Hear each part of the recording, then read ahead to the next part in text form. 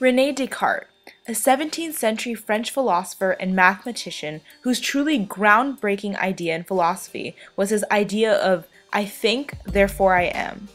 This concept explained a very important argument in the history of philosophy and is used to prove that we actually exist.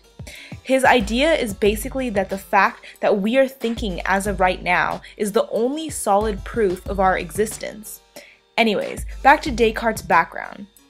He claimed to be a devout Roman Catholic and actually stated that his book called Meditations, which is the one that I read, was written for this purpose of defending Christianity and the existence of God. Descartes was a doubter. That sounds kind of funny that I'm telling you he's a devout religious man and then saying right after that he's a doubter. But truth is that he focused his theories on doubts. He even doubted math, which other scientists and philosophers sort of took as a shock because they saw math as being so perfect in its solutions. Descartes argued that if you can make a mistake once while calculating, how do you know that everything you've been doing that you believe is correct is, as a matter of fact, actually correct? How can we be certain that anything exists at all? The only thing we can be certain of is that we are here. We could also even be dreaming. Anyways, I'm going to try to briefly break down Descartes' meditations for you.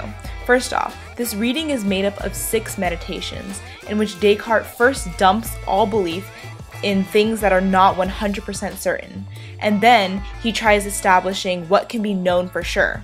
In fact, the 6 meditations were actually written as if he were meditating for 6 days. The first meditation, of the things of which we may doubt, is where Descartes makes a statement that he finds these things to doubt about his current opinions for the purpose of pursuing a firmer foundation of his knowledge. Instead of doubting all of his opinions individually, he places them all into doubt. His idea is that if he pretends that these opinions are completely false and imaginary, it is his way of compensating his accustomed way of thinking. Second meditation, of the nature of the human mind and that it is more easily known than the body. This is where he notes that the physical world is non-existent, further implying the idea that he is non-existent as well. However, to be able to doubt this is a reason in itself of why he must exist. Here he basically states that he can doubt anything except the fact that he thinks. Likewise, he is saying that he exists as long as he is thinking. Third meditation, of God that he exists. Here, Descartes introduces 3 different types of ideas: innate, fictitious, and adventitious ideas. Fictitious ideas are those that originate from our imagination, and adventitious ideas are rooted from our world experiences. However, innate ideas are and always have been within us. Thus, he reasons that the concept of God is actually innate and basically planted in us by God himself. He does not agree at all that the idea of God is adventitious or fictitious. He believed that his idea of God was so clear as thinking is to our existence. Fourth meditation, of truth and error.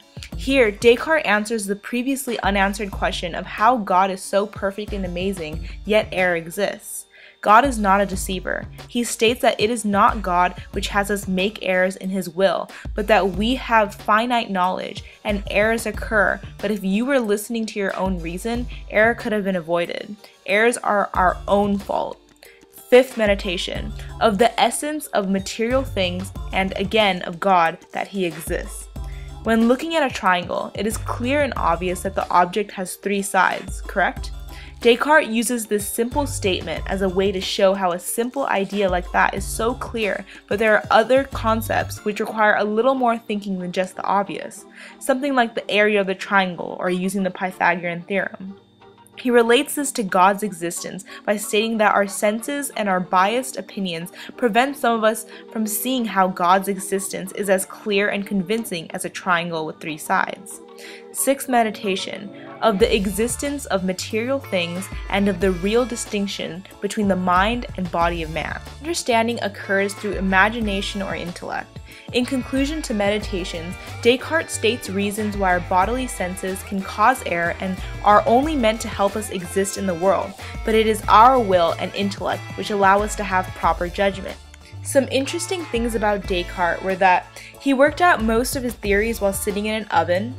Also, he had his small toe bitten completely off by a cat when he was 4 years old. And lastly, he is the one who developed the Cartesian coordinate system, in which he came up with the theory after looking at a fly walk across a tiled ceiling.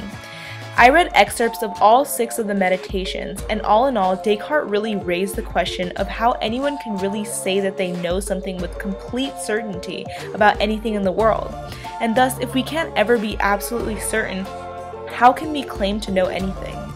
Today, it is accepted by many that there is no proof of the existence of God, and although there are going to be other opinions, it is more generally agreed that the existence of God can't be proved intellectually. I think Descartes is a good philosopher.